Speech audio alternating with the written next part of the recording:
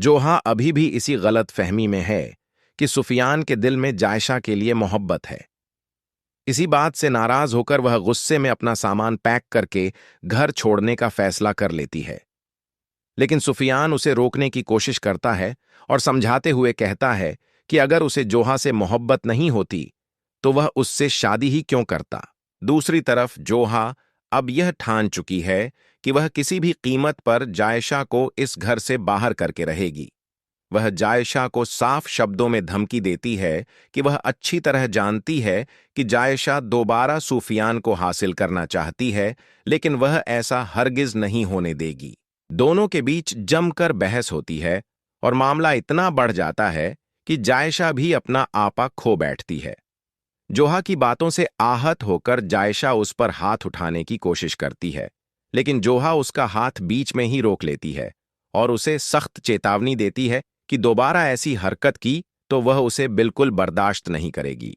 यही गलती अब जायशा के लिए बड़ी मुसीबत बन जाती है। जोहा शरी के साथ मिलकर जायशा को घर से निकालने की नई साजिश तैयार करेगी। वहीं जायशा अपनी सफाई देने के लिए हामिद के पास पहुंचती है और उन्हें यकीन दिलाती है कि अरसलान से शादी के बाद उसने कभी सुफियान के बारे में नहीं सोचा। वह साफ कहती है कि उसके दिल में अब सुफियान के लिए कोई भावना नहीं है और वह अपनी पुरानी जिंदगी को पीछे छोड़ चुकी है। जोहा अभी भी इसी गलत फहमी में है कि सुफियान के दिल में जायशा के लिए मोहब्बत है। इसी बात से नाराज होकर वह गुस्से में अपना सामान पैक करके घर छोड़ने का फैसला कर लेती है।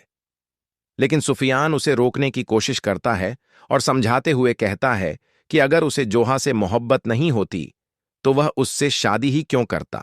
दूसरी तरफ जोहा अब यह ठान चुकी है कि वह किसी भी कीमत पर जायशा को इस घर से बाहर करके रहेगी। वह जायशा को साफ शब्दों में धमकी देती है कि वह अच्छी तरह जानती है कि जायशा दोबारा सुफियान को हासिल करना चाहती है, लेकिन वह ऐसा हरगिज नहीं होने देगी। दोनों के बीच जमकर बहस होती है और मामला इतना बढ़ जाता है कि जायशा भी अपना आपा खो बैठती है। जोहा की बातों से आहत होकर जायशा उस पर हाथ उठाने की कोशिश करती है, लेकिन जोहा उसका हाथ बीच में ही रोक लेती है और उसे सख्त चेतावनी देती है कि दोबारा ऐसी हरकत की तो वह उसे बिल्कुल बर्दाश्त नहीं करेगी। यही गलती अब जायशा के लिए बड़ी मुसीबत बन जाती है। जोहा शरी के साथ मिलकर जायशा को घर से निकालने की नई साजिश तैयार करेगी।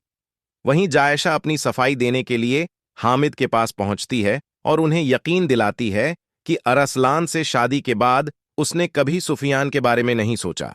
वह साफ कहती है कि उसके दिल में अब सुफियान के लिए कोई भावना नहीं है और वह अपनी पुरानी जिंदगी को पीछे छोड़ चुकी है।